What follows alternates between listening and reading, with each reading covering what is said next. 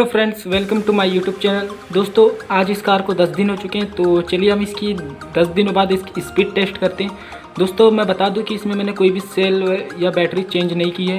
दोस्तों, अगर आपको पड़ सकता है कि आप रिमोट में आप सेल बदल दें, तो दोस्तों मैंने इसकी कार की जो बैटरी वो 1.5 से 2 घंटे लगभग चार्ज करता हूँ मैं, तो इसकी स्पीड में कोई फ़र्क नहीं पड़ा है। तो चलिए मैं आपको दिखा दूँ कि इसकी स्पीड क्या है। अभी 10 दिन हो चुके हैं। दोस्तों, मैंने ये फ्लिपकार्ट से मंगाई थी। अगर इसकी अनबॉक्सिंग वीडियो नहीं देखी तो आप ऊपर आई बटन पर आप देख सकते हैं। तो चलिए वीडियो स्टार्ट करते हैं।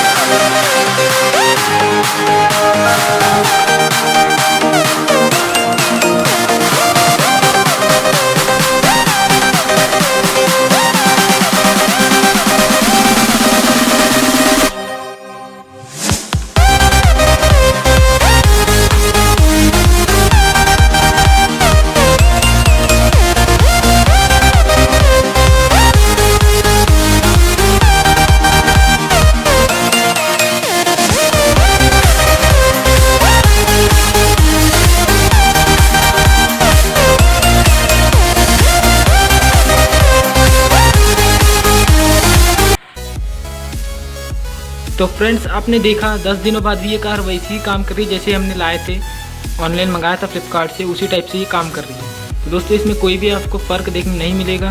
तो दोस्तों, हो सकता है आप रिमोट सेल आपको चेंज करना पड़े।